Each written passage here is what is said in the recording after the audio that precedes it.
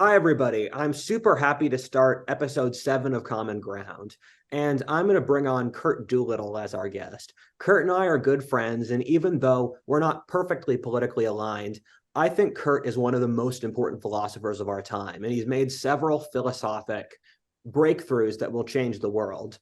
Curt's been very successful with multiple businesses and has created companies all over the world. Thanks for coming.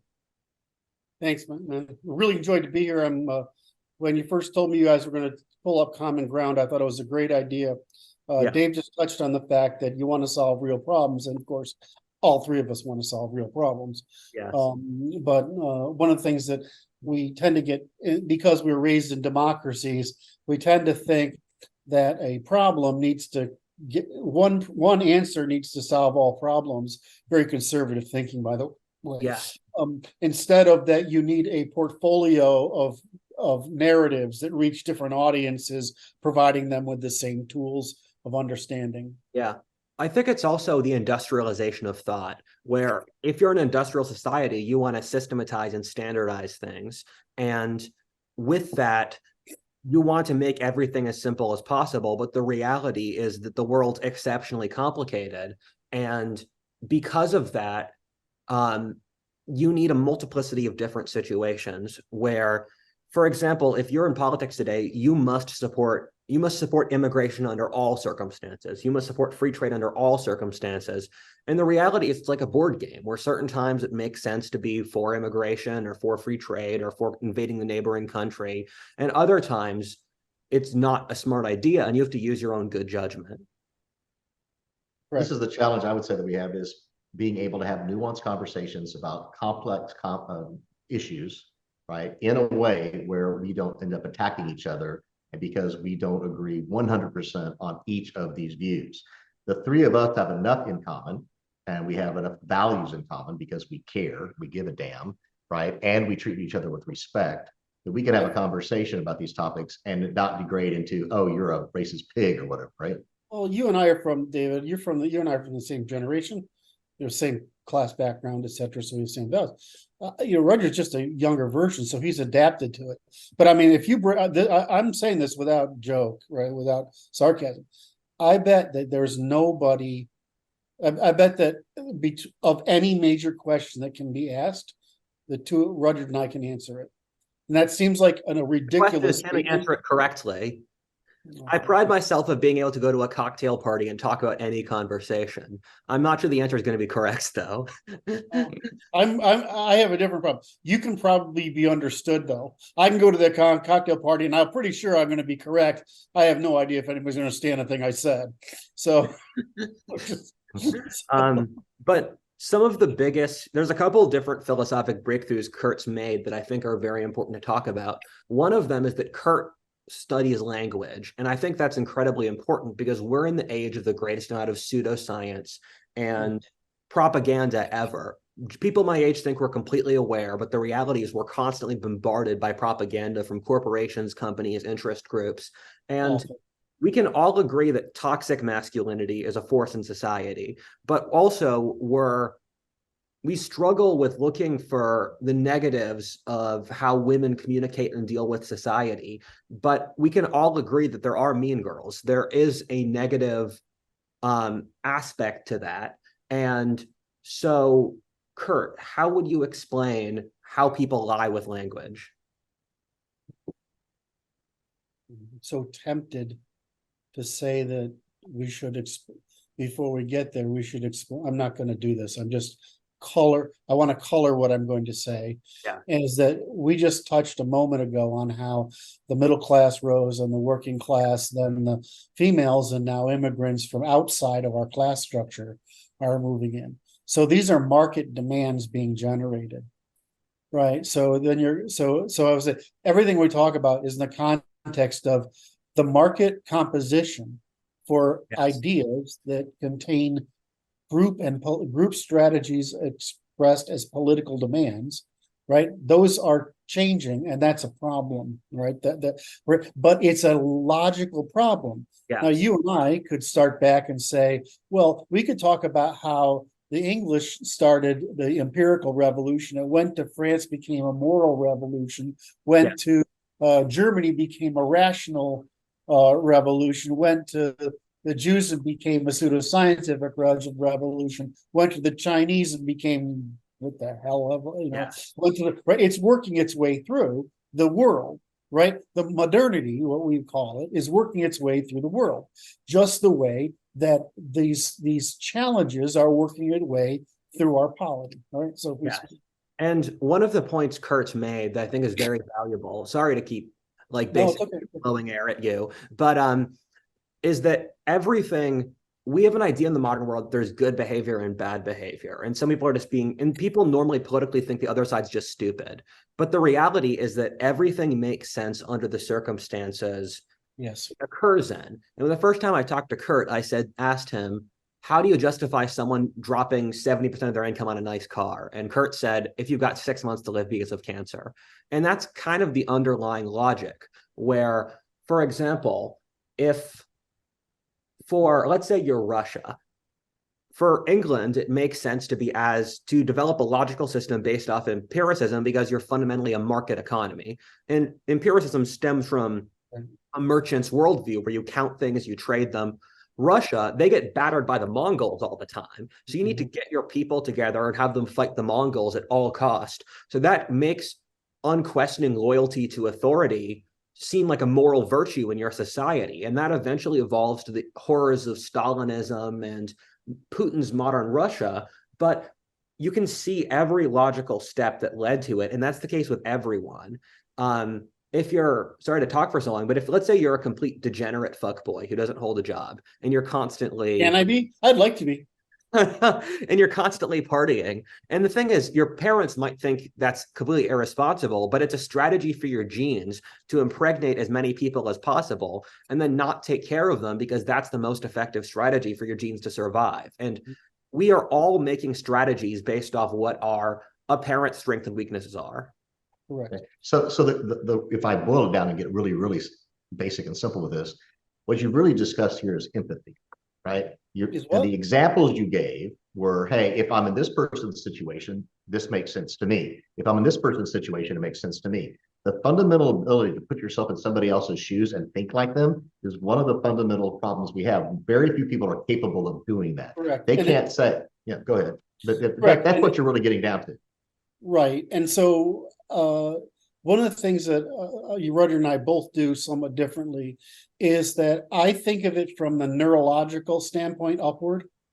In other words, I think of how would a neuron do that, right? Given the physical attributes that Rudyard can, on the other, so I can come up through the logic and understand how the evolution of our brains are constructed produces the behavior that we demonstrate. It's a very engineering or scientific level approach. The thing that Rudyard can do that is so my empathy isn't empathy. It's actually understanding. Well, yeah, and right? to a certain extent, yeah, right empathy now, is not sympathy, right? It's more around understanding. Right. So what Rudyard can do that I wish people understood the degree of talent this guy has, because it's unbelievable. He can step into the mind of a citizen in almost every class, literally anywhere on earth in history, in prehistory to prehistory, and he can tell. That's why he's right. As I said, well, I tell him, well, you're just never wrong. I mean, what am I going to, talk to you about when you put out a video and ask for feedback? I'm going to say, you hit all these notes. I might have said this one a little more so than that one or whatever, but then he's actually his audience. And I like, he can draw a map of any point in time, right? Because we've played this game. He can step into the mind of a person that's like an ordinary person or the leadership of anywhere on earth at any point in human time. And to me, and we both start from very similar frameworks, which is what are the constraints these people live under? Thank you very much. What drives their thinking, what drives their behavior, what are the fundamental... It's called constraint-based reasoning, right? And so we both get, that's why one of the ways I say you should look at a science is is if you have a hierarchy of sciences, physics, chemistry, biology, is that whatever you're working on, it needs not only to be explained horizontally, like you need to explain the phenomenon at that scale, is that it needs to survive competition between the scales beneath it and the scales above it. So one of the reasons I think that it's interesting that I have very high confidence in both of us being right most of the time is that despite coming from nearly opposite positions, we've arrived at the same conclusion and they're coherent. It makes me think of a couple things where one of the things Curt told me is that my vision of the world is built off strategy video games. And I think that makes sense, where the view of stepping into someone's shoes and trying to figure out how they think comes naturally to me, because I'm playing Warhammer Total War right now, and I'll step into the Orcs or the Empire or the Vikings, and I'll play their faction. And so if with strategy games, you pick a faction, play out their self-interest, and you play out the other side's self-interest. And I think that's a great point on Curt's part, because it basically strategy. And the thing is, guys my age grew up on strategy games. And I'm waiting for someone in 30 years to write a paper about how the new ruling class for the 21st century built their worldviews off civilization and total war and all that sort of thing.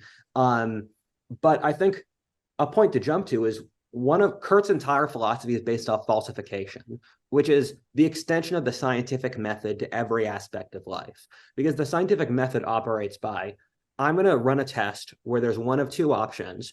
If one of these options is hit, it's going to disprove the point. And we don't use falsification for any of the social sciences, where, for example, the way the humanities work is that if you're oppressed, you're good. If you're the oppressor, you're bad. That's the exact opposite of falsification. That's what amounts to a religious narrative. And because falsification is the only way to determine if something is actually true, because if you remove this variable, things change. And it really shocks me that falsification hasn't become the underlying theory for how the humanities operate. Because they can't tolerate it. It's one of the, you and I talked about this before, but what you find in the behavioral sciences is they're trying to discover the good instead of the true. When you discover the true, you can decide then what's good and bad from it. Yes. Right. But you can't, if you don't know what's true first, then you keep working in these circles, and all these circles end up being lies. So back to your point earlier, Curt, something can be true and it can be good or evil. Yes. And they're not necessarily conflated, right? The truth is simply the truth, and good or bad is our judgment as to what good or bad are based on our values, right? Okay. So, but some people do not value the truth at all. The truth has very little value to them. Well, I mean, look at how your brain works, right? I mean, I tell you, most of what I do derive. I mean, it started with it. My background is in artificial intelligence, economics, and law. But it's not law like practice law, it's computational law. So it'd be very hard for people to understand that. But I was one of the first people who wrote an AI for law. And so when I understood this, I understood that law is the mirror of economics. Economics is the science of cooperation, and law is the science of conflict. Yes. Right. And so I just put those together with AI, and with AI I got to neurology.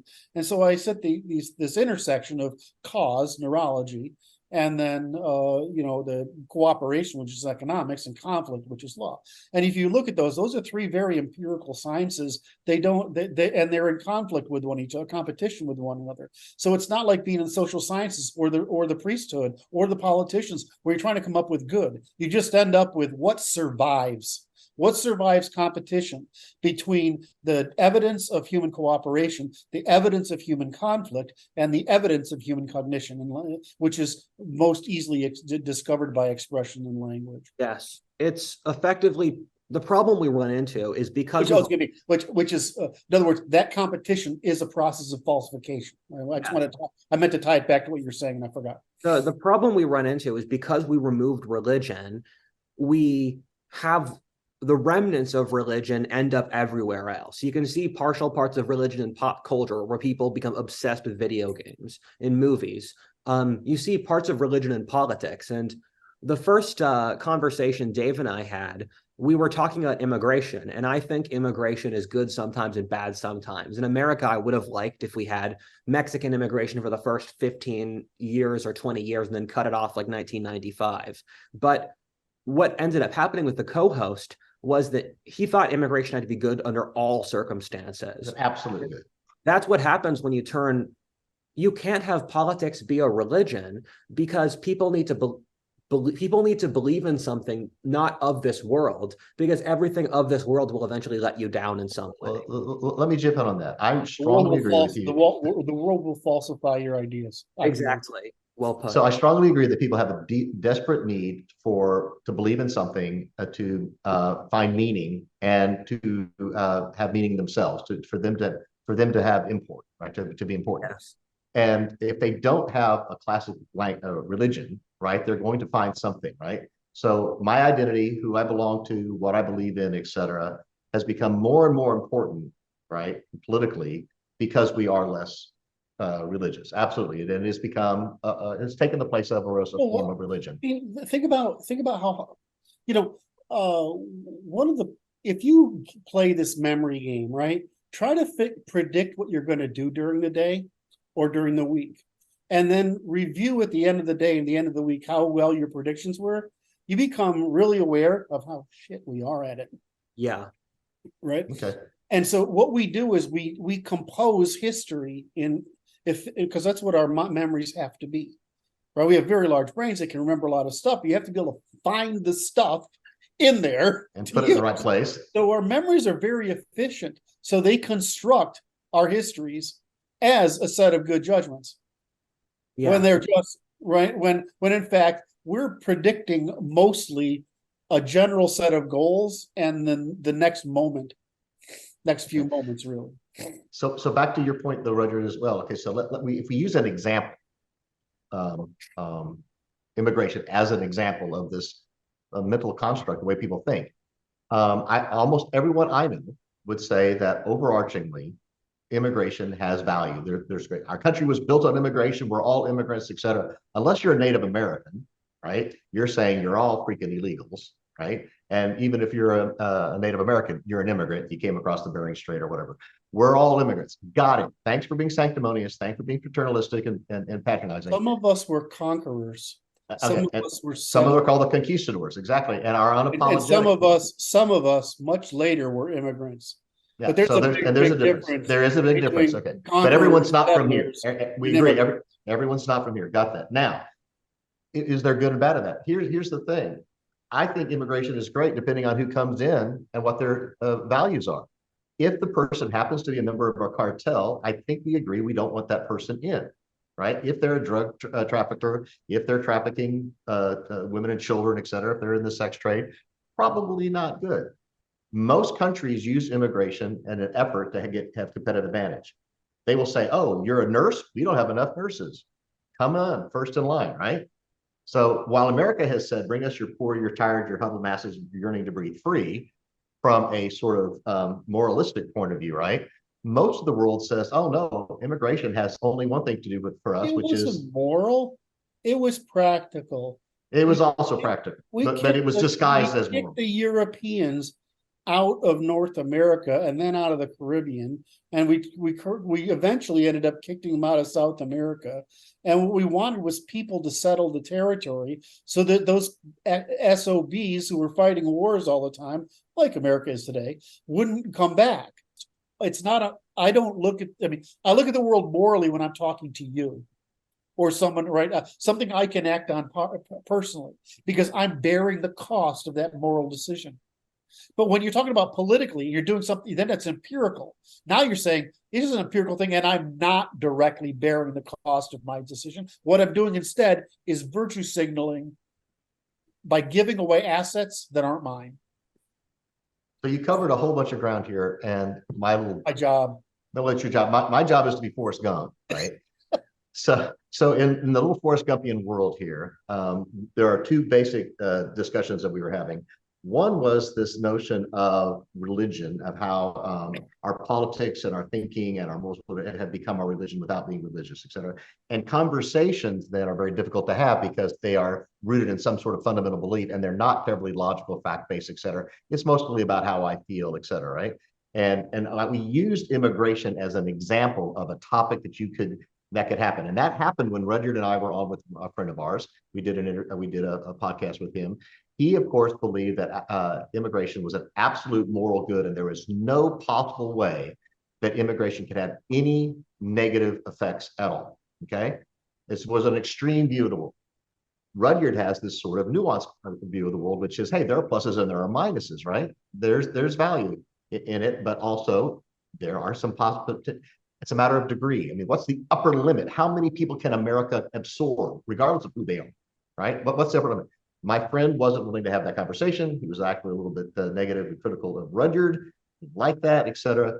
We need to be able to have conversations, not attack each other, and not say, because you don't agree 100% in my religious view about immigration, we can have a conversation, right? Yeah, but it's not us who has a religious view. No, it's not. No, only so them that has my friend, he's a great guy. He's a great guy, but he may not be self-aware of how he's thinking, right? And that this has become a religious thing, et cetera. And he is so ingrained, these notions are so ingrained in him that, I mean, he went off like a pop bottle rocket, right? He had a adrenaline rush when he said, what do you mean there's one possible negative thing in the world about immigration? How can you possibly say that, right? This is the malaise that I'm mostly worried about in the United States. Okay, the inability for us to have conversations, to disagree, et cetera, to have nuanced conversations, and let alone follow. I'm going to ruin your day. Follow the shit that you just did. Can I ruin this day, Roger? Go ahead and ruin my day. Okay, so you asked me a question before I distracted you. This is, how does language differ? What do we learn about? Is that how did you ask it? I don't remember. Well, how do people use language to lie or to manipulate? Yes. Okay. So, resisting I'm resisting giving a long causal explanation. But basically you got two sides to your body, right? Well, when does that happen? When does bilateral life emerge? Like it's early 500 million years ago. Yeah, right. But before that you have unicellular. Well, you have a spine, you have a worm, right? I mean, it vaguely eventually figures out gets an eye spot and figures what up and down is, right? I'm sorry to interrupt you, but in the esoteric tradition, or what ancient philosophers said from the perspective of consciousness, is the snake came first, or the snake is the spine. And that with the spine comes the ability to feel pain. And then after the snake comes the vegetable, which is the ability to feel, and it's the ability to take things in. And then after the vegetable comes the animal, and the animal is able to feel, to process the world with consciousness and have agency. Great. So that's a good, well, I mean, let's take the plant is correct, except it's first, right? Yes. That's what photosynthesis is, we're the original event. Sorry, you're right. The plant comes and the snake, then the animal. Correct. And so the snake comes because it's got a spine which can carry a neural tube, right? And then it can demarcate the neural tube into a brain that's near the sensory organ, which is the most important one is smell, which is why even today your smell goes right into your brain, which is why it provokes such intense memories, and all the other senses don't go so directly in. So in any event, so take this as you got a bilateral creature. Now think of this. This is an interesting problem. How when you get a bilateral creature, right? You're just cloning the other side, right? How do these two things work together? How do I time motion or action? So the two hemispheres have to have a way of prioritizing who's in charge. With us, it's handedness, right? We think of it as handedness. And most, not all creatures, but most have a dominant. Well, so how does nature evolve? In other words, nature has no idea what it's doing, which is most of what my work depends on, is how does nature solve the problem of who gets priority? Well, it turns out that it divided the labor in time. That's when you think of who gets ahead and who gets behind, is it divides labor and time. Right now, this evolves over time, right? Over generations, into agency and awareness, or predator and prey. Right?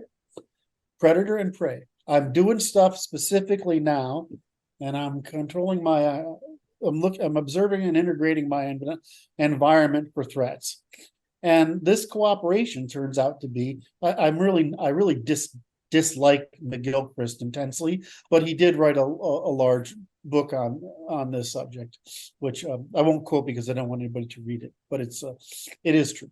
So what's really happened is you have there's also an evolution at the same time of managing sex differences in strategy. So what's the difference? Sex difference in strategy? It's feminine prey and masculine predator. Why? Because girls are evolved to extend their nervous system over their rugrats so that they can keep them alive, which is why women have this extraordinary need to find stimulation in emotional exercise. The way you and I, as children, boys, like to hit stick with sticks because we have the need to obtain stimulation by physical transformation of the world. So predator, prey. So right. This isn't. It sounds like I'm giving an oversimplification. It's not. It's actually that simple, right? So what happens is the nervous system connects to the corpus callosum. Women's brains tend to be more horizontally organized, right? And they're more horizontal, so they can process more prey information in time. And men's brains are organized this way, especially on the left-hand side, to process information quickly and predict outcomes over time. So that's why we are better at organizing our bodies and throwing the spear and all this other nonsense, right? So what you end up with is two very different, so you have the predator-prey, male-female difference, right? And so what does a brain do? It predicts, right? It predicts from the back, recursively to the front, to right under there, where you and I are holding a conversation. And what's happening is each of us are unconsciously predicting the prefrontal cortex of the other one, so that we know that we're I'll go sideways anyway, but I mean that we're not going sideways, but we're actually watching your facial expression and regulating ourselves based on there. But it's just a hierarchy from back to the front. So it's sensory, motor, social, and discrete. And so you'll find out that this stuff is way up front. So in simple, and I say this to create this simple terms of brains are actually profoundly simple. They're just a lot of neurons up there working as little computers, predicting little bits of things that compete together to produce a prediction of the future, which we have a reaction to, and then we bias our decisions. So what is a woman's strategy versus a male strategy? Not a woman. What is a male strategy versus a female strategy? Given that we're both an admixture, right? Because nobody's purely cognitively male, although the three of us probably are pretty close. And this is a really important point you're making right here, which is where most of these discussions break down when people get emotional over it. If you say what you just said, which is none of us are 100% this way or 100% that, we are all on a continuum, that there is masculine and feminine traits, but we share them. We've all met really, really masculine female. We've met really feminine males. These traits are shared. They're not monopolized. Nobody owns them entirely, right? However, the stereotypes are yes. The generally speaking, generalizations work. And so what Rudyard was alluding to earlier, he brought up falsification. But the other that's for our purposes here, because the logics are my little fantasy, right? I love my work on logic, right? But for our purposes here is that I don't look at the ideal person. I look at the male and female extremes, just like particle charges, female negative, male positive, as looking for opportunities to cooperate, which increase consumption of energy. And so when I look at the world, I don't see the ideal human. I see what produces at this point in time a compromise between these set of interests that produces innovation, consumption, innovation, adaptation, evolution that keeps us going forward.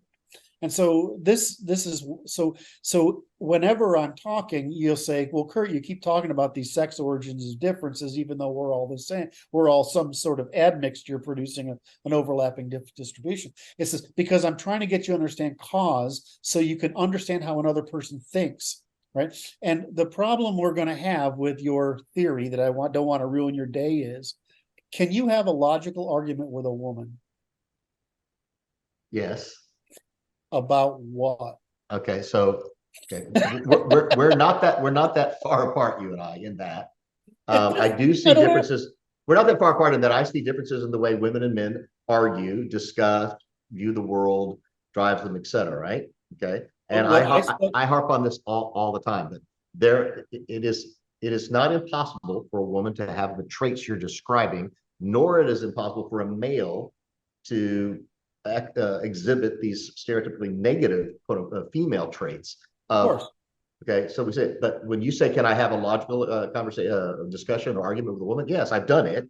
Right, you can have a discussion. So the question is, you can, because there's a distribution. But there are also, you talked about a guy earlier who went off the rails. Is he predicting outcomes or is he predicting experiences? Is he thinking as predator, prey, or making a rational judgment between the two? He's not making a rational. Based on the definitions that you use, he was using the latter. He wasn't doing predictions. He was basing everything off of feelings. He was. So that's the difference between male and female. Women predict emotions in time, and men predict, I'd say the male brain, and I get this, call it the masculine or feminine. Yeah, right. That they tell me this all the time. Don't say male and female, say masculine and feminine. Yeah. So the masculine brain predicts outcomes over time. It's called systematizing in the literature. Female brains predict empathizing in time. Right? So it's empathizing versus systematizing. It's prey empathizing versus predator systematizing. And so that's why, because men control research. I mean, we're like the cell wall against the universe for women and children, right? And so we have to create this boundary around it. So when you ask a woman a question, I mean, it's like the whole joke about women explaining and mansplaining, right? I mean, women pick on men for mansplaining. So femsplaining, women'splaining is a new thing. It's only recently come up. I mean, people have said, we've talked about mansplaining all the time. But I use the term femsplaining because women will explain to you like you're a dullard, right? Certain things in a certain way that is very analogous to what is thought of as mansplaining. It happens in both. Whenever you see, one of the things, like I said, one of the contributions I've made to this behavioral sciences is not to pick the ideal person, but to decide where this competition is coming from. These traits. You understand. Because so this division of temporal labor, the division of time, right, is how the sexes solve the problem of coordination, just like the division of time between the hemispheres solve the problem of coordination. And so the problem is, can the women, this is a really interesting service solution by Jonathan Haidt. Can the feminine mind, the left, accurately understand the masculine mind, the right? And can the mind of the right accurately understand the mind of the feminine? I'm going to jump in. I read an interesting book by the guy from Fresh and Fit, and he basically said men have 6 times the sexual desire as women do. And that's something that if you look around the world, that's blatantly obvious. Men buy the OnlyFans, women do not buy OnlyFans of men. And that basically creates, Amaury Duriancourt said women are, or Camille Paglia, the feminist philosopher, said civilization is a process of men, one of the biggest motivators of which is to get laid. Men work in groups to accomplish things, get resources to get laid. And for women, Amaury would always say, and Camille said this as well, that women are a reflection of Mother Nature, and they kind of exist to judge the results of men as a way to prevent men from going completely crazy and declaring war on everyone and building giant towers. And it's a balancing force. But the problem, it's an equilibrium, but I'm going to just prove you're right. It's an equilibrium between two opposing strategies in time that seeks for compromises between them. yes.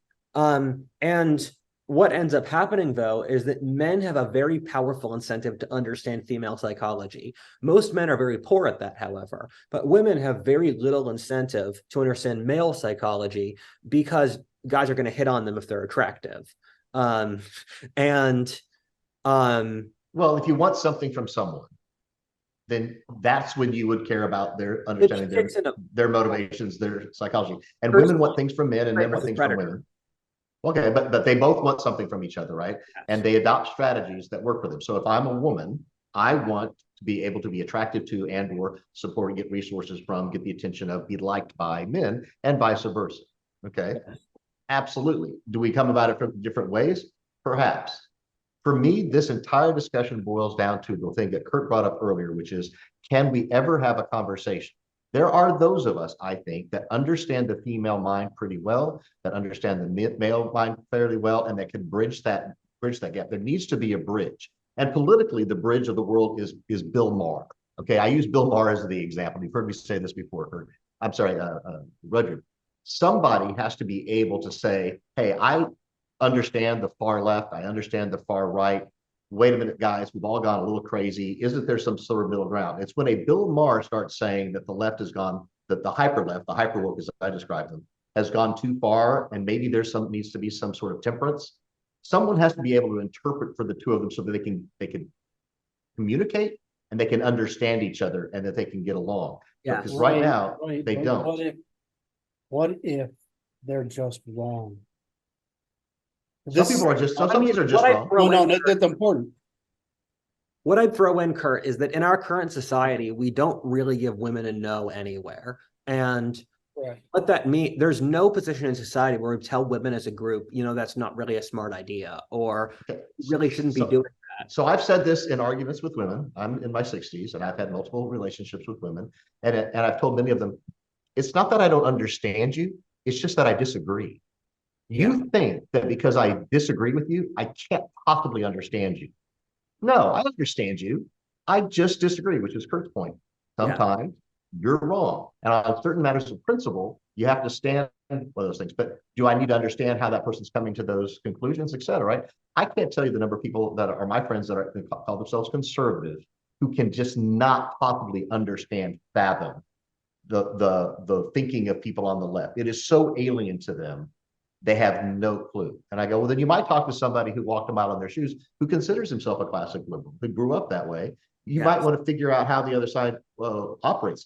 Even if you're competing with them, you need to understand Sun Tzu and the Art of War. You need to understand the other side, right? It is so alien. Someone has got to be the interpreter. What I was going to say is that there are certain eras of history in which women are capable of respecting men, and they might not be able to, in the same way we as men cannot articulate the emotional structure of a woman's logic, they as women cannot understand, let's say, for example, there are, of the top 10 top philosophers, generals, statesmen, whatever, the top 10 would all be men over history. And in the same way, a woman wouldn't be able to independently discover Alexander the Great's strategies. She could understand that he was extremely competent in what he would need from that. And that's similar to how I do not, like, I'll look at a meme, I do not fully understand the inner work. I understand roughly how feminine logic works, but I can't put myself in a woman's shoes as well as I can do for men. And there are previous eras of history that, like, there are certain cultures as well that glorify women. And what I think our society has done is we've given women no moral constraints, which creates no structure for humility. Once you have no humility, it doesn't allow you to empathize with anyone else. There's absolutism going on here, right? Yeah. It is perfectly okay to say that males, in particular white males, suck. That cis is horrible, et cetera, right? Yeah. Right. Let me pull up some stats. I'm sorry. And it's a game, it's a sport now, right? Yeah. Okay, but fine. Okay. You could never possibly say, oh, there are, and we've done this in this conversation. We've pointed out some negatives to the potential negatives of some sort of things that are called, maybe classical feminine thinking, right? Well, we're going to get an acre of crap from that. I want you to know, when this thing goes out on the interweb, there are people going to say, oh, you guys bashed women. And you're going to hear me say, no, I didn't. I'm a classic liberal. I consider myself a feminist. I marked for the freaking ERA, but I do acknowledge the differences between men and women. Yes. I mean, a problem is that if you say absolutely anything negative about women, people will call you sexist. And if you say anything positive about men, people will also call you sexist. This is effectively relational warfare. And what I found is that for women over the age of 40, they'll have positive traits of femininity, and they'll often be more caring than men. They'll be more irrationally kind. They'll care more about details. But women who are around my age, I find the positive, because they have no accountability, the positives of femininity, or young men my age are better at the positives of femininity than women are. I find young men my age are more romantic, they care more, they're more nurturing, because our entire society has told young women that anything, it's nuts that we tell being feminine is bad. They've been told not to be feminine, even though feminine is wonderful. We don't even have kids anymore. Women are so masculine they can't breed. But on top of that, we tell them, if you're greedy, that is the moral good. We tell them, if you're completely selfish and hate men, you are doing a moral good, which is insane to me. That's culturally accepted. So it seems to be that the mouse utopia thing, with all the breakdowns of the different types of sex, FECTS, of the different. Right, but how is segments. the universe? How is the universe, right? How is mankind supposed to calculate, determine empirically how men and women need to organize, except through market failure? Exactly. It's a dating market failure. It's Darwinian. Yeah. This is actually, you have to fail. We lifted people up into a new set of choices, and they have instinctual choices, sex choices, culture and class choices, and culture choices, and they come up to these. So we have to experience market failure. For men, we're 50 to 100, well, in some cases, we're 50,000 years ahead of women in certain kinds of political development, because we've been at it for 50,000 years, right? And so we have these long traditions. Well, if you look at the history of law, which is one of my things, right? There's a lot of laws about men that, in other words, most of our legal system is a legal set of laws about male behavior that arise from the Enlightenment and Industrial Revolution. Whereas there used to be laws about women's behavior. What women do today is called gossiping, shrilling, right? And these are illegal. What? Your term, GSR. Yeah, GSR. These used to be illegal behaviors. What women do today to admonish men and whatever was an illegal behavior, because of disruption of the king's peace, which basically meant don't create social disharmony that impedes the impact, the economics of the situation, because we need the money to defend the kingdom. Right. Go ahead, Roger. You want to say something? I was going to say the fundamental reality is that for industrial civilization, their top demographic is young unmarried women, because they're the group that are most impressionable. They are more emotional than men on average. And they're also have the least stake in the society. And so for industrial civilization that wants to turn everyone in society into a cog, young unmarried women are the easiest demographic to control. And you see that over history, where men have often done horrible things to women, like foot binding or female genital mutilation, or keeping them at home all day, or burning widows. And women have never been able to fight back, or they've never had the desire or ability to fight back. And for the bureaucratic state, they use young women and they demonize masculinity, because men, if you push them too hard, they'll fight back. And we've seen our entire society burn down, because for industrialization, the incentive structure is to destroy all the culture and turn everything into a factory. And this, the stats I wanted to pull up before, is, today, 45% of men are suicidal, and 65% of Gen Z men say no one really knows me well.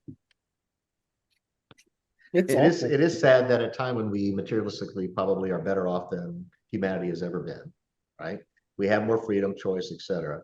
We also are the least happy, etc. Curt, you talked about this, you go back earlier, older generations, etc. I think it's before we actually started this podcast, you were talking about sort of the optimism, et cetera, of people back in the 1700s, 1800s, or whatever, when they probably should have been more concerned. The world was more barbaric and they might not live to be 30, yet they seem to have this sort of unbridled optimism, and they tried whatever, they were game for whatever. I had two great aunts. One did the Iditarod. She was the first woman to try the Iditarod. She panned for gold as a teacher in Oklahoma, went up to Alaska, the single woman, like 1890, and struck it rich, et cetera. This was a single woman, never married. Her sister did the Oklahoma land rush as a single woman, got a team of horses and a wagon. You can't generalize that though, because you're not from the majority. I mean, I can't tell your IQ yet, but it's, and so, but you're not from the working and lower classes. Yes, I am. I grew up dirt poor, homeless. That doesn't mean anything, right? What you're talking about is economic class. As a person who knows both of you, Dave grew up working class with a single mother raising him, but his dad was an officer in the military. Right. So the problem is you have middle class values. You don't. I have middle class values because my mom gave them to me, right? Right, but where did she get them from? Well, she was middle class before Correct. That's what my father saying. left. Yeah. Is that we have a tendency in America to make everything economic, and when it's actually economics would rotate, social and genetic doesn't. It's very uncommon for people to move up and down out of social classes, which is one of the. I mean, I don't remember what's his name that did all the research on names. Well, Thomas Sowell talks about this stuff. Oh, okay. His name. My mom grew up in poverty, but her father grew up very wealthy, and that's been the pattern of my mom's side, where they'll make a lot of money, the children will lose it, then the next person will make a lot of money, etc. So there's a lot of movement from the middle this way and this way, right? Because that's the actual gene pool. Below is genetic load, and above is either, unless it's like one of the German families that is extremely rigorous about reproductive selection, right? I mean, what's the Wallenbergs? Is it Wallenberg? Yeah, Swedish. They're, unless you're going to regression to the mean. The mean of what? The mean of your reproductive class. And so when you say this, I was like, well, we get stuck in this, but I'm really interested in, what class means? It means what responsibilities are you capable of handling? That's what it means. What is economic? For me, it mostly means values. What do I care about most? Well, I mean, but so what? That's what you have values that are useful to you because you can exercise them. This is also talking in a society like America, where, for example, my father's side's from Ireland, and for hundreds of years, when my family came to America, they became policemen, which was the best job in the Irish American community. My grandpa became a professor. My dad works in banks. And so when we came to America, we saw social mobility. But for centuries before that, we were fishermen. The last name Lynch means fisherman. And we lived in, even though our genetics might have been successful in America, in Ireland, we were dirt poor peasants because the social structure was a caste system where the English kept the local Irish down. And right. I think a problem we run into, and this is part of the reason I think common ground is so important, is that the left's paradigm is scientifically not, you scientifically can't justify the left's paradigm anymore. Everyone on the political spectrum believes genetics is important. They believe that there's nature over nurture, that the blank slate's wrong, the noble savage is wrong. So the social justice paradigm is scientifically dead, even though it'll take a couple decades to work out. Then you run into a genetics versus culture debate, where I think it's roughly 50-50. But that genetics versus culture debate's incredibly important, because the problem of saying it's purely genetics is that you justify the Roman Empire, where the upper classes can enslave the lower classes and rape the girls all the time and force the men to work to death. The problem with the purely and what's wrong with that, Rodney? Sorry. Yes, I have to confess, but I have to confess that most let Rudder finish. Let Rudder finish. So that's the problem with the genetic side. The problem with the culture side is you end up in a society that just doesn't work because you don't assess people's capabilities correctly. And so you have to get the genetics versus culture debate, but it's taboo to talk about because the social justice, which is the dead scientific position, still runs all of society. So I may not be tracking properly here. When I think of culture, right? And I'm more focused on the cultural aspects than say genetics aspects. It's something I've studied, et cetera. I'm interested in genetics. I'm fine. But ultimately, these things manifest in themselves into their values. Do you value hard work, self-reliance, rule of law, care for others? You know, whiteness. Okay, and well, and you're not allowed to use that because that's evil. Okay, we get that now, right? So and it's insulting, I guess. It should be insulting to some to say, "Oh, that's whiteness," right? No, there are societies around the world that are not white that share those same values, right? And the argument is made that a doctor in Nigeria, a lawyer in Nigeria, has far more in common with a white doctor or whatever in common in America, someone of similar class. Educational level, et cetera, and values than they do with somebody in the hood, right? Then, okay, but oh no, but for some people, blackness overrides these other things. And for me, it's not genetic, it's whatever. It's I share certain values with other people, right? I value hard work, contributions, meritocracy. I value those things, and I don't. Those shouldn't be considered white or black or a genetic thing or not, right? Are they manifested in some cultures and some places more so than others? Okay, we can have that discussion. I'm not sure. You could be making 3 or 4 different points, and I feel like you're trying to seek the common ground, and I'm not sure what you're actually saying. Well, say sometimes it may not be able to find common ground. I'm good with that. No, I mean, I'm not disputing this. What I think you said was, the higher the class, this is simple truth. I mean, the higher the class, the more likely you are to have in common.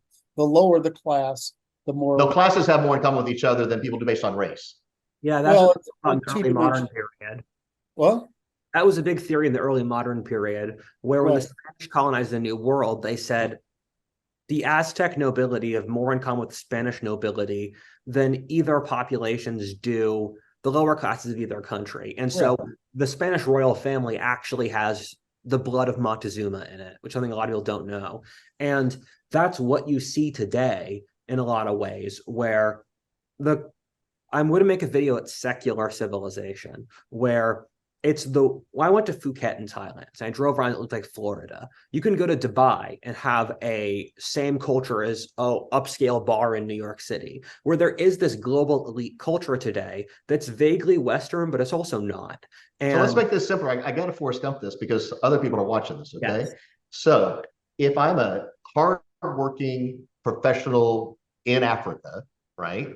Yeah. Do I have as much or more in common with a black person in America or a white person in America? And I would argue it has to do with what context? In what context? It's there's a desire for many people to believe, that you're my African brother over here, and the African guy would say, no, if you're a street thug, I have no interest in you. Right. If you're dealing drugs, if you're whoring yourself out, whatever, no. I have more. Now put the populations in conflict under duress. Yeah, I care more and will affinitize more with someone who has my values. Do they believe in education? Do they are they self-reliant? Are they a contributing member of society? Do they abide by the law? You think you're applying that as a universal, but it has something to do with race. No, well, you made a race comment there because only white people think that. So I mean, it doesn't. In other words, you just by doing. I'm arguing that they don't. I'm arguing that they don't. I think there are black people. We got data on it. We're the least racist people on earth, and if it gets way worse with every single culture. I'm going to try to find common ground with you. Okay, but that could be a separate discussion. I'm simply saying. I think we're saying different things. I believe there are a lot of people based on their class and their culture. That they share the same cultures and they cross races. You don't have to be black or white or green or red to have these values. Of course, one of my best friends is a female Nigerian engineer, raised in Nigeria, educated in England, and working in the United States. All right, it's absolutely true. I mean, Nigerians are one of the educated Nigerians are one of the ideal immigration classes. Let me try to break what you're both trying to say. So I think. Okay. The last thing is Thomas Sowell made the point that Appalachian poor hillbilly culture was the same as street thug culture. Yeah. Alcohol, drug abuse, violence, not taking care of your kids, those values or lack of values had made the hillbilly culture more aligned Very well put. with lower income Black culture or any other culture, et cetera. Until you And that race had nothing to do with it. You No, can make until the point is, yes, until you put them in proximity, because everybody lives under the real constraint that in-group cooperation is at a higher discount than out-group cooperation. That's just, in other words, people practice kin selection, except at the margins, and technically speaking, all of us who are here are at the margins. Where I'm looking at this is that we both know culture and genetics are important. And the thing is, there's a fuzzy line, but that fuzzy line will kill societies.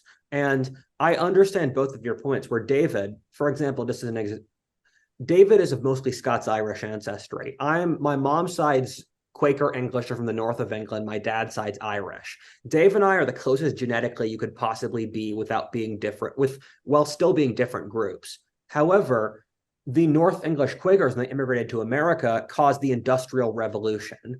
The Irish were barbaric tribes that took a century to integrate into America, and the Scots-Irish, although being genetically identical, this is the point Sol makes, you have all these genetically identical groups in the British Isles that have very different cultural trajectories based off the circumstances they live in. You can even see the same groups where the Scots who immigrated before the Industrial Revolution were incredibly poor and primitive. But the ones after the Industrial Revolution were some of the most successful immigrants ever because you had, I want to get to your point too. I just defended Dave's point. And so you have the same populations with very different capabilities with what has to be cultural. The example I use is the Rust Belt, where I grew up in Pennsylvania 90 years ago. It was a very prosperous community. Now their descendants are mostly drug addicts, and it's incredibly depressing. To get to Curt's point, this is incredibly taboo to say, but the chances that there are complete genetic similarity among different populations is basically, it just doesn't make sense if you compare us to any other animal population. All animal populations have different differences, and the idea of universality is peculiarly Western. This is a problem we've run into, where when the West deals with different societies, we have the idea of universality, that everyone has to adopt our values. And I've been watching Sir Pensa, who talks about China, and the way the Chinese operate is we are the Chinese group. We will push our genetic interests as the Chinese people, and we let the Chinese take our technology, let them take our factories, because we thought our Western values were universalistic. And if you want to argue from a cultural or genetic perspective, though universalism is a Western value, and it'll be a value wherever the Western Empire goes. And this is why this is there's a gray area between genetics and culture, but that gray area can kill societies if they get it wrong. So here's the key part for me about what you just said, which I think is very valuable. Okay. We are willing to acknowledge the genetic differences in different animals, with the different breeds of dogs or whatever. We're willing to do that. We're willing to say that African Americans, for example, if you do certain medical testing, et cetera, right, and you apply the same test to them as you might a white person, you're going to get different results, and therefore that's bad. You shouldn't do that. Okay. Yeah. So there's this uneasiness, there's this unwillingness to say, oh, hey, we're all different, and that's fine and special. But then when you point out that somebody is different in some specific way, then you're now called racist because you. And we watched Jimmy the Greek a long time ago lose his broadcasting career, right? Because he said there were certain folks from certain parts of Africa, not all of Africa, that seemed to be genetically gifted. Recently, someone brought up, who was it that said, hey, these guys are freak athletes. And that phrase, someone was referred to as freak athlete, not referring to as a Black person, just referring to somebody in the NBA as being freak athletes. That was considered racist, okay? Well, 80% of the NFL, 80% of the NBA are Black. If you want to account for that as all being cultural or work ethic, fine, you go ahead and do that, right? But I'm sorry, you don't see a lot of Hispanics, you don't see a lot of Chinese people, et cetera. There are some differences. And are they good or are they bad? I don't know. we don't have to make them good or bad either, right? But it doesn't have to be pejorative or whatever, a negative. But we're willing to acknowledge the difference between men and women. Hey, all the time you hear, oh, let's don't, when we do tests and studies, they're always about men. And how do they apply to women? They're genetically different. Okay, great. And the same thing is said about different races. Hey, we shouldn't always use, I mean, Europe is where a lot of testing gets done on different studies because they don't have our court system. Because as my legal expert, Curt, would say here, hey, yeah, they don't sue the shit out of each other the way we do, right? So we experiment on the Europeans all the time. We create drugs here, we test them out over there. Well, they're being tested out on white people. Is that good, bad? It's reality. They're being tested out on mostly on white people because that's where you get the test done. And they have the technology to do it. You can't have this conversation sometimes. This queasiness about bringing in race is counterproductive to having an honest conversation. So I've been trying to I started out with this and I felt like I got too nerdy on you guys. You don't like it. So, but I try to tell you the sex differences in empathizing and systematizing, in prediction and bias from prediction causes all our behavior, because basically our attention is seized, right? There's basically a market up there for getting shit. That's basically what our brain does. It says, how do I get more? That's all it does. And if you look at the biochemistry, there's 3 chemicals. And what do they engineer? How to get more. Well, what seizes our attention? How to get more. Well, it can only seize what it predicts, right? And so if it weighs something, this thing or that thing, it's going to get more of that. So that's what we do. And if it's more intense, we can't overcome it. In other words, if the attention seizure is more driven by specifically moral outrage, and we know that the feminine mind, the leftist, specializes very narrowly in the two of the moral principles, while the conservative and masculine mind doesn't specialize. It actually tracks all more. So we do more accounting of outcomes than the feminine left mind does. They do a narrow accounting of things in time, and we do a broader accounting of things over time. What does that mean? What's the difference then?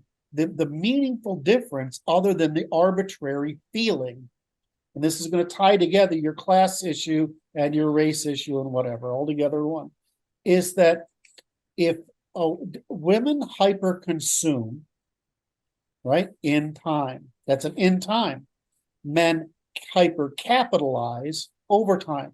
How do you get status as a man? Responsibility for capital and others, including others. How do you get status as a woman? Consumption. Yeah. So what's the difference between the sexes? What are we responsible for? We're responsible for in time and over time. This is the problem of the left. They don't want responsibility. This is the thing of the right. We seek responsibility. What's the difference between the classes? I'm almost there. What's the difference between the classes? The ability to carry responsibility over time. That's what class differences are. What's the cause of the ability to carry responsibility over time? Well, obviously it's physical fitness, right? But it's mostly IQ and conscientiousness. What's the difference between the classes? IQ and genetic load. What's the difference between the races? The size of the classes. In other words, where the mean is distributed. What happens when societies evolve? Societies have to satisfy the center of the bell curve, right? So societies develop norms, traditions, values, institutions to suit the needs of the cognitive and emotional abilities of the people to bear responsibility under those norms. And so what happens is that my ability to integrate with you is based on class, as long as I'm not at the bottom or below the middle. So This is why proximity creates hostility, because people actually in different groups can only compete at the top and upper middle class. Below that, they're increasingly dependent upon the norms, traditions, values, institutions that allow people in their demographic distribution to cooperate without conflict and to the best of their ability, because they're able to handle less responsibility. What is the advantage of white people? We have a high trust society. We speak truth before face. You think that's rational for people to speak truth before face? You think it's rational for people to build a high trust society? No, what's rational is Africa and the Middle East.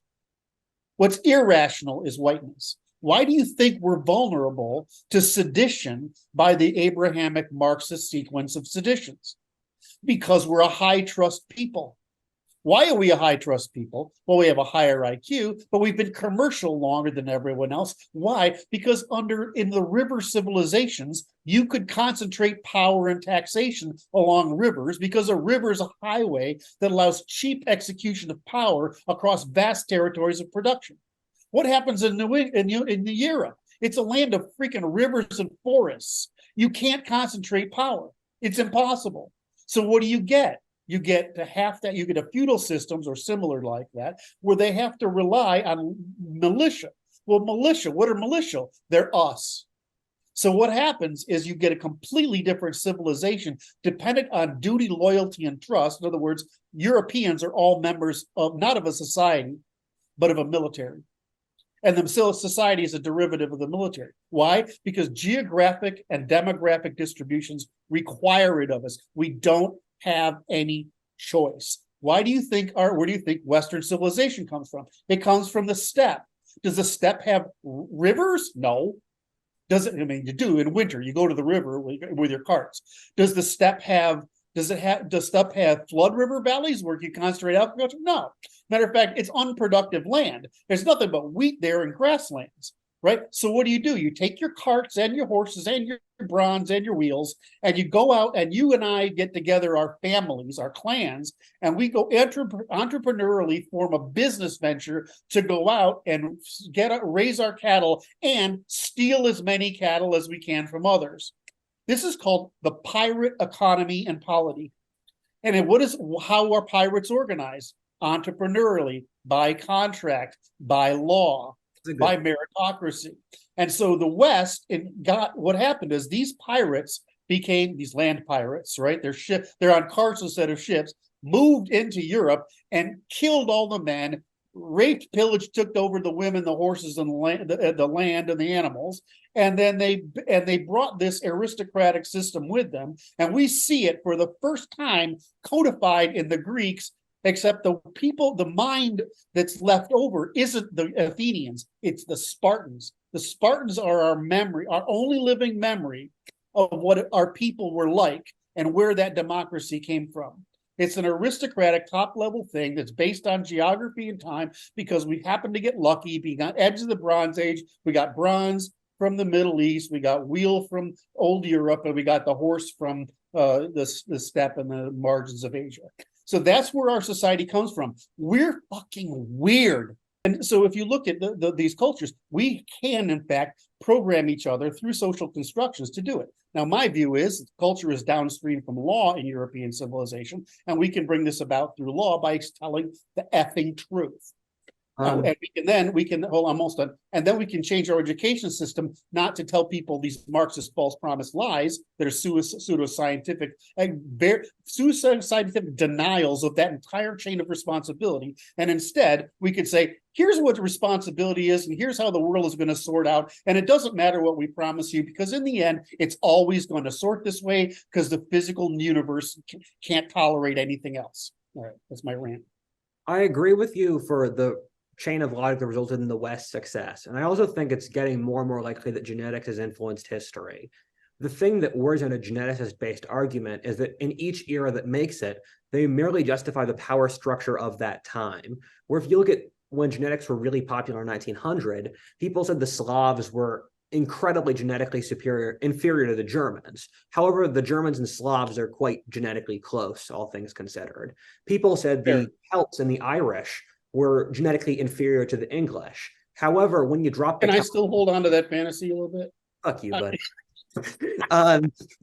But the thing is, when the Celts immigrated to America, they did very well. And so my position, I think over the next 10, 20 years, it's going to turn out genetics and influence history.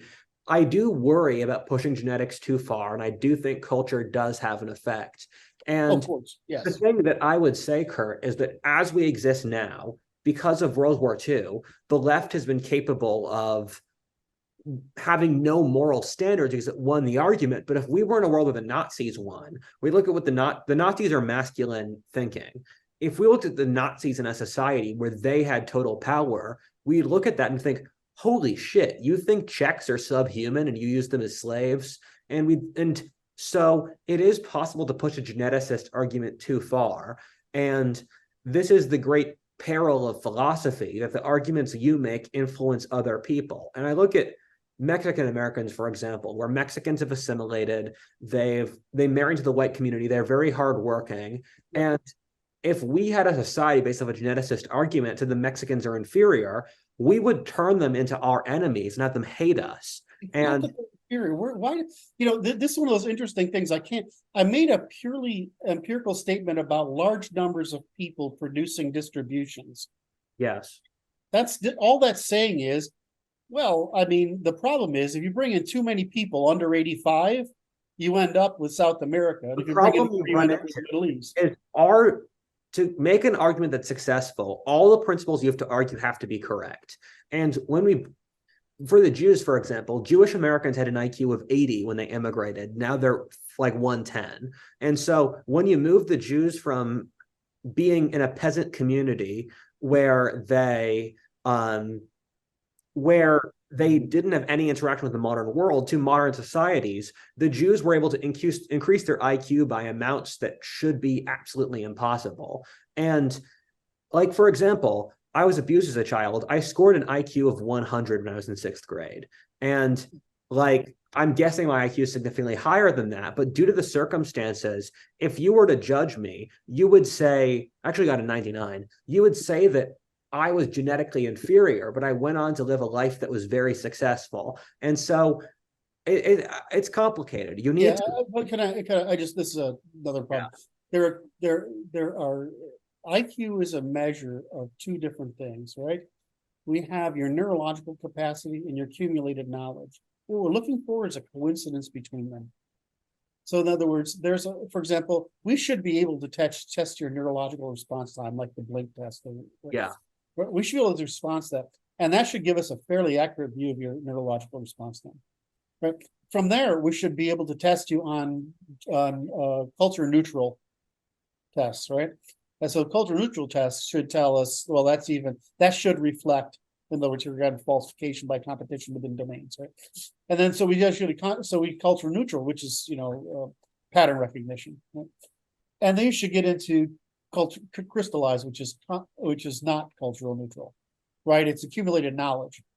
Now, what you'd like to know is these three things are consistent. Is that your biological reaction, your pattern recognition, and your cultural accumulation of knowledge is the same, right? So our present IQ tests do this reasonably well, right? And because we have got very sophisticated that we have computers and all this other stuff to measure it, and there's no dispute about this, right? The problem is that what I just said isn't true of early IQ tests. They were highly culturally loading. And what we're looking for today is what's called G-loading. What's your actual neurological capacity? Because what is IQ? It's basically, if you think of water systems, right? The same thing I explain economics. Your brain is basically like a hydraulic system, right? I mean, think of it as water going through. There's a lot of places for water to go. And if you have a lot of pressure and there's not a lot of friction in the pipes, a lot of Christmas tree light bulbs will get lit. Yeah. Right, which is what it's like to be smart or encounter a new thing.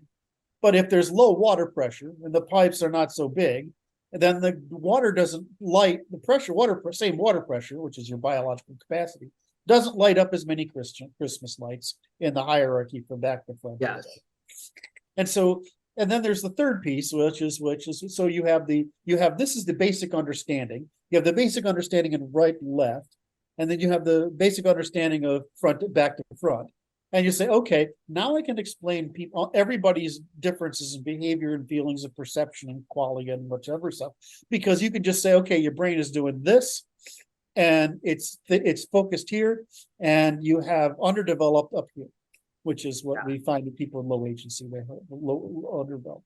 So it's just Anyway, so you can explain all this behavior pretty easily. And I think I got down in enough weeds there. I lost my point. I think we should. Well, no, your points. You made about a dozen points that I found really, really interesting, and I think people are going to watch this, and we're going to get a bunch of interesting comments, and I'm going to be looking at those because I want to. Yeah, it's like, so what, can I say one thing before you finish?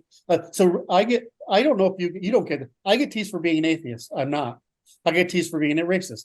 I'm not.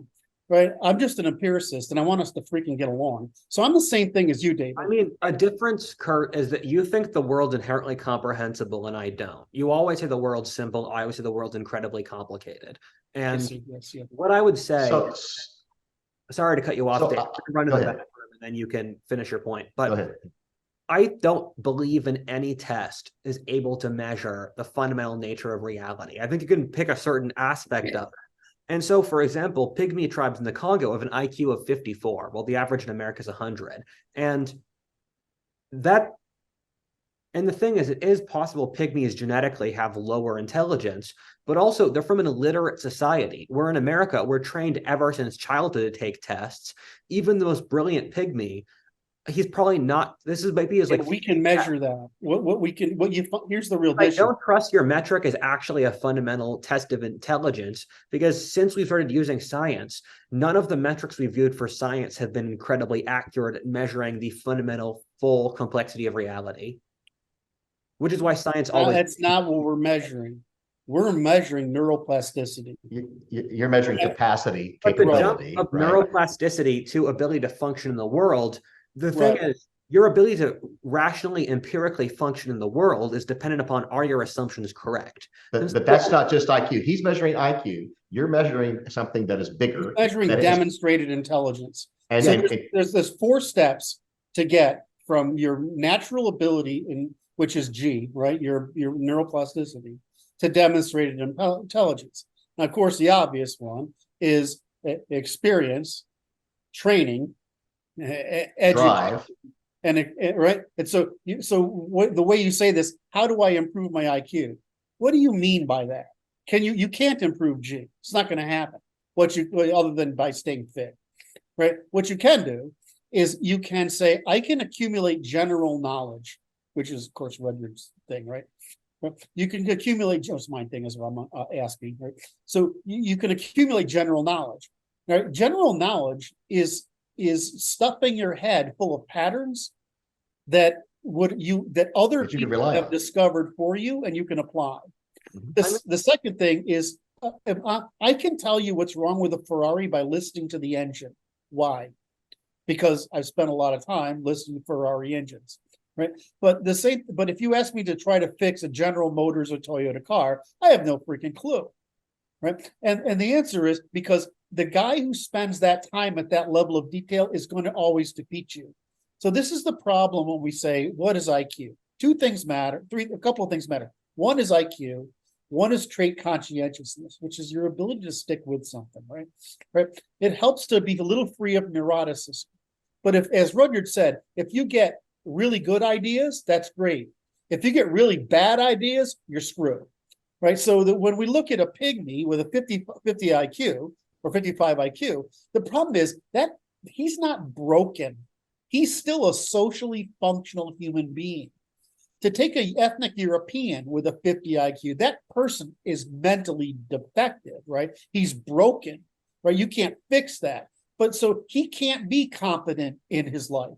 Whereas a pygmy with an IQ of 50 they're competent as hell. You watch them, they do fine. The thing that worries me about making scientific metrics to measure reality is I think reality is inherently irrational and chaotic, even though there is rationality inside of it, is that every era that tried that, they just made rational statements that argue that their group is the best. Every side of the political spectrum has said that their worldviews are scientific.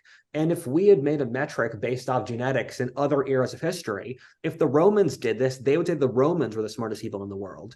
If 100 years ago, they'd say the English were much smarter than the Irish. And in your society, you pick the values you want to push.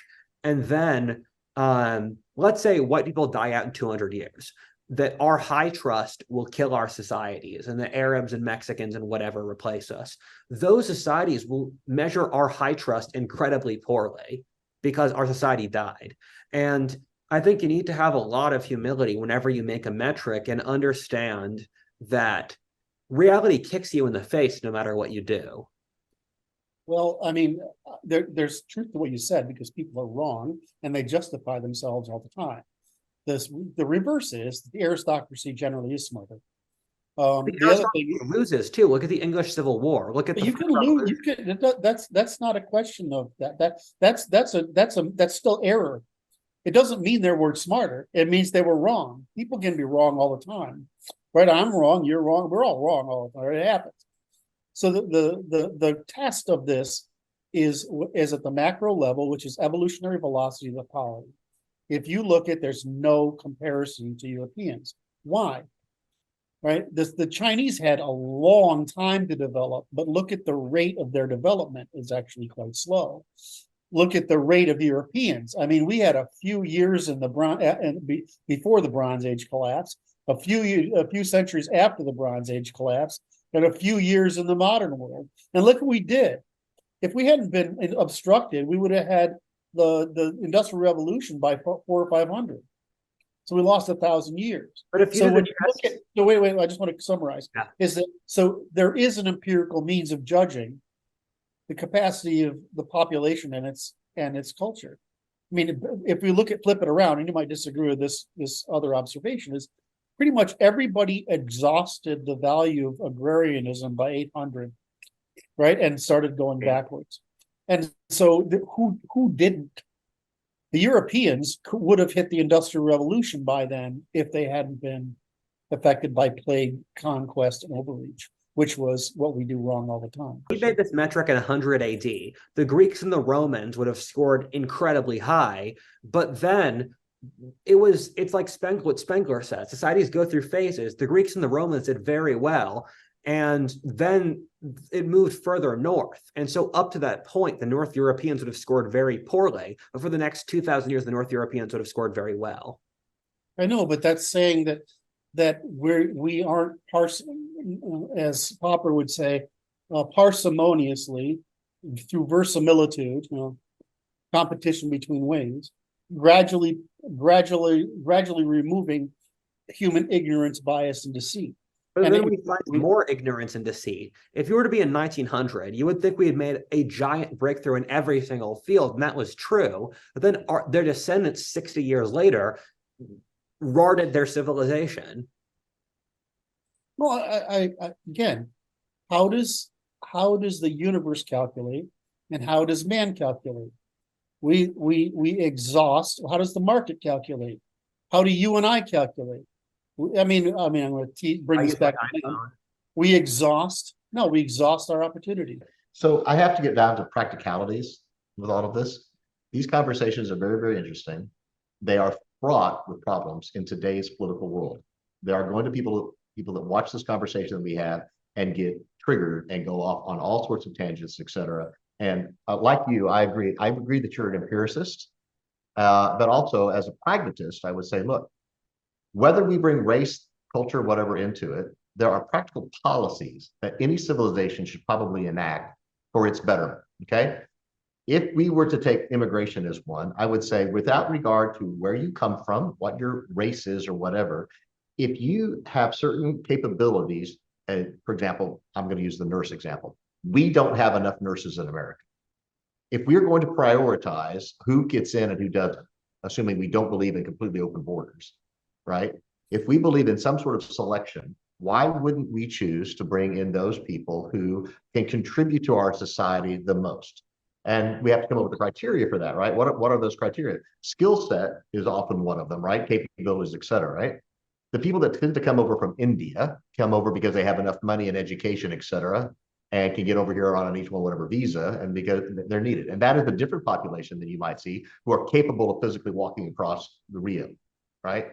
Grant. All right. But we don't make those decisions in America based on U.S. global competitiveness. We don't make those on, does it make our country stronger, whatever. We have emotional reasons for doing it, and some of our political reasons. I mean, some people want certain folks to come in for political reasons. But if we can take out some of these variables or some of these attributes and say, hey, let's look at our immigration policy. Let's actually have let's exercise the stuff that's on the books, and let's prioritize those people who can make America more successful. You can dispense with all the other stuff. There may be underlying reasons for IQ, culture, race, all those kind of stuff. But skill sets are a demonstrated competency. That's better than IQ. In other words, demonstrated intelligence is better than IQ alone. Agreed. So there's also a high correlation, but it's demonstrated because you're not trying to measure IQ alone. You're trying to measure IQ, conscientiousness, personality trait, and culture, tradition, and ability to fit in. So yeah, we can name 1,000 TED Talks where somebody says it doesn't matter how smart you are, it matters how much grit you have. The keys to success are tenacity and grit, and you use conscientiousness, et cetera, right? Well, that's the I speak from the scientific term. Yeah. So, and this is also Richard's point, which is, hey, I can have a very high IQ capability, but does that necessarily, and depending how it's measured, and you covered about how it's measured and what are we actually measuring. But also the IQ and being incredibly seditious, undermining, and treasonous. Yeah. So I've got 3 degrees. Again, skill sets are demonstrated. I test rather high on by the old test, by the way, to your point. The tests that I took when I was a kid are not necessarily the tests that we take today, right? But I scored in the 140s up on those. And I've been middling successful in my opinion. All right. I don't know. I didn't go to prison, which most of my friends did. I did graduate, right? I grew up in places where going past the 8th grade was considered somewhat novel, right? And I watched enough PBS not to talk like where I'm from, right? But so do that again. That was charming. I talk like where I'm not from, I don't talk like where I'm from, right? That's charming. But there's a whole bunch of folks that I know who came, who have, I would say, didn't have the same education, didn't have necessarily the highest IQ, and they are incredibly succcepul. And we've all known the ability. I see what. Okay, so here's the difference, right? My job is law. That's not your job or Rudyard's job. See, my job is I have to make things decidable, independent. In other words, I have to make a science of law. And this is because I want to stop people from lying. And so what I feel you're trying to do is make people understand and get along. And but also in part by acknowledging the truth. Right. And so when you hear me talk, you're interpreting it as how can my words be useful to you? And I'm saying remember that I know my job. My job is to make it so nobody can ever lie to us, use and deceive us the way that we have been ever again. And that these differences that allow that to happen, that are holes in our law, because there's a lag between the male ability to engage in different kinds of crime and the female ability to engage in different kinds of crime, the masculine and feminine. And we're involved in an era of what you would consider a crime wave, a feminine crime wave. So just like we would have all sorts of male crime waves, which would be if I was going back the Industrial Revolution or piracy revolution, just the waging of war, piracy, right? Piracy, right? Or the gangster area, right? We're in a period of war, or of massive industrialized criminal activity using the female that's never been able to express itself at industrial scale before. And so my job is the law. How you guys convince people that the law is good is something I know has to be done. How you generate demand for the law is something that needs to be done. But in my case, I have to give judges and juries, scientists, and the people that are intellectuals like me on the opposite side, I have to defeat those people.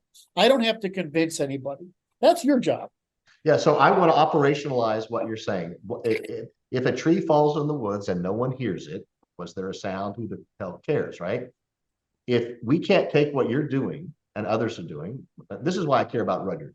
Rudyard shares really smart shit all day long. All right? day long. And I want other people who are in power to understand the fundamental principles, the driving forces, and come to similar analyses, come to similar assessments that he comes through his analyses, et cetera, so that we can then enact policies and approaches, mindset, so that the world will be a better place.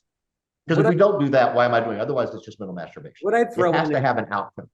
Is that from your terminology, Dave and I are more feminine than you are, Curt. Dan McKinley says I'm 50-50 feminine masculine thought process with the ability to empathize and systematize. I would put it 70-30, but fine. I think both of those are reasonable. I think 70-30 is more better, in fact. I do think I tilt mentally masculine. But the thing I worry about is that by establishing a pure empirical system, it's a form of evading responsibility by creating a logical structure that doesn't have to touch the physical world.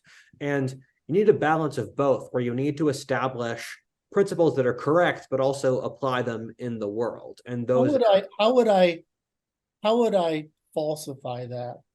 Because I'm not sure that's true. I mean, you've told this yourself, Curt. Men can falsify through systems. They establish a system of logic through which they can push what system they want. Correct. Well, so, almost everyone says that we. But how Kantian is the world, despite the fact that the world's fucking nuts. I mean, like, there are black holes that are constantly breaking things apart and consuming them. I think the world fundamentally doesn't make sense, and you have to see the world happen, and then you develop logic systems for what happens. So a lot of people, most people make decisions emotionally, right? And then we justify with logic. The different. Yeah, this is I find that's actually the difference between. I usually view it as another way, is that you're trying to help people understand in terms that they can understand, right? And so, I'm not trying to make. I'm trying to make people like me, people who sit on Supreme Courts, people who write legislation, people who are elites. I'm trying to give them the tools by which to understand something so that they can then translate it to their factions. But so if you look at how many people have actually read and understood the Critique of Pure Reason, how many people have so if you read all these, how many people can actually read Einstein's short papers? How many people understand? We live in a world where smart shit rolls downhill. Yes. And so it doesn't go downhill, it just stops. It never reaches the bottom. One of the things you'll find, and Durant is a great scholar of this, is you live in a mental construct that you believe is whatever, but it was written by scribblers. And I'm a scribbler.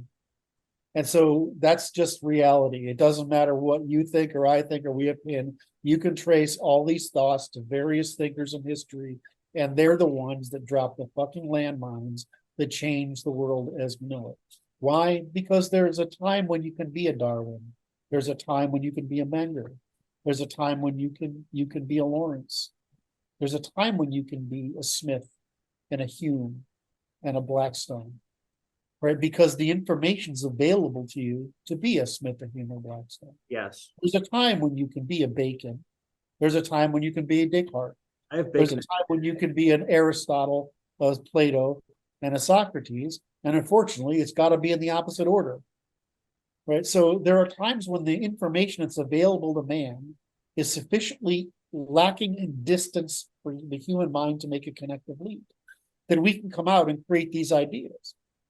I mean, when Rudder and I could probably go into the formation of Christianity, and Islam, which would be a fascinating example of how these scribblers create the mind you work with every day. Just like I create software that computers work with every day. And we think we're independent agents, but it's not true.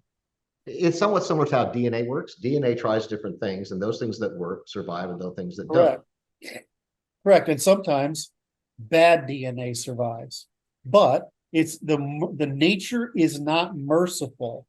The problem is the time it takes nature to kill you, your clan, your tribe, your nation, your civilization can be 80 years, in our case or the case of Rome, or it can be centuries in the case of Islam, or oddly enough, India, right? Or in China, it could just lead to stagnation. So the time it takes to kill a thing is dependent on a number of factors. But well, it depends on how detrimental the thing is, right? So we still have pinkies because they don't really keep us from having babies. Pinkies don't do much good for us. We said what? We have pinkies. Okay. They don't do much good for us, right? But they're not so detrimental that we get rid of them, right? It's not keeping us from reproducing, right? I agree with Curt that each major civilization has one detriment that kills it. In China, it's the inability to judge authority. In Islam, it's the inability to judge the religious texts. And in the West, it's having way too high social trust. And our social trust kills us because we're incapable of seeing evil anywhere, because we're told not to see evil inside our own societies. And we're actually not very evil. I mean, when it comes down to it, I mean, yeah. And this is how we end up with this crap about the culture of criticism, where we constantly criticize ourselves.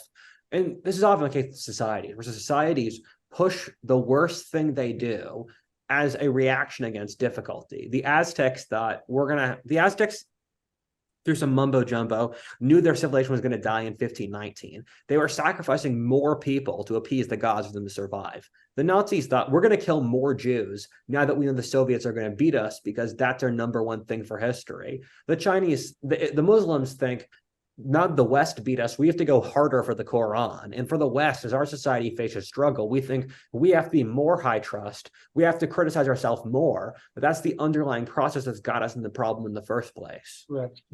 Brilliant. Thanks. Well, it's usual for you to be brilliant, but yeah. You know. So let's wrap this up, because we got to this brilliant stopping point where everyone's brilliant. You're both really brilliant. I think you guys are great. And I gotta give him some. He gives me all the time. I have to give him some. Give him some.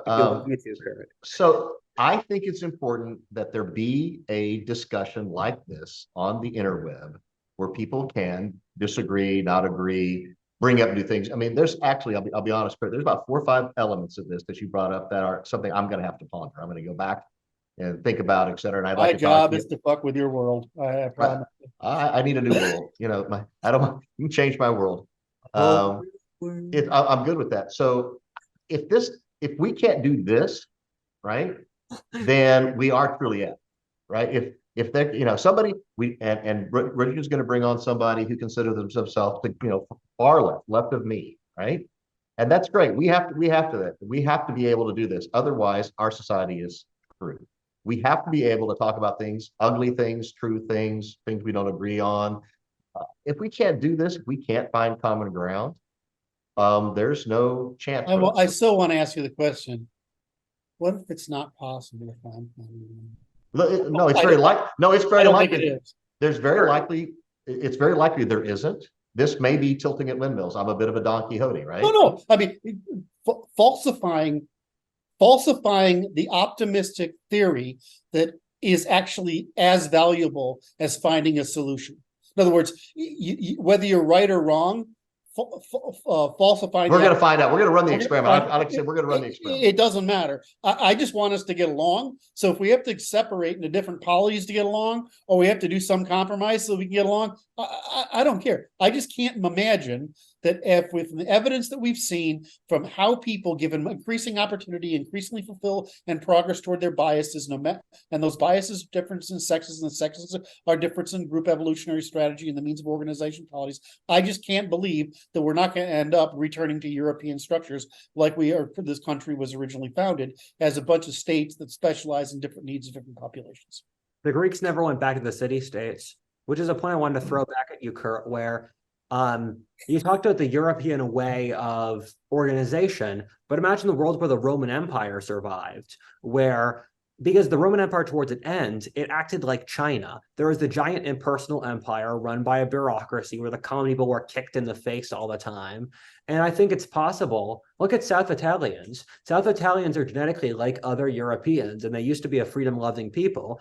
Now South Italians don't trust anyone. Well, South Italians are ethnically Greek, and Northern Italians are ethnically The thing is, the values that are like Greek and Italian, they used to have the quote unquote Western values of belief, I trust, city states, all that sort of thing. But their governments kicked them in the face so many times they started acting like Middle Easterners. Right. So I just want to answer your question because it's a really smart one. Is that empires are necessary to create universal systems of measurement. We may not think of traditions, values, measures, and thoughts and philosophies and religions as universal systems. We're also just good at conquering stuff, but please continue. Okay, fine. So that's the good they produce. But what happens is economies improve, we start seeking sovereignty. So the natural progress is from empire to nation states and federations. And so I'm saying that I agree with you, but my outcome is what would happen in the Roman Empire would have happened in Europe anyway, which is that it would have fragmented into separate states because that's actually the human demand. The human demand. That's a circular argument, though. You said that what ended up happening is what had to happen. Yeah, that's what happened. No, but we get to the. I want lunch soon, so like let's cut this short. But there's you get. Okay, see, you're already tall anyway, and I'm already short. Was that another dig? This is dumb, but so everything boils down to free choice. I believe in free choice. You do not believe in free choice. No, I don't say that at all.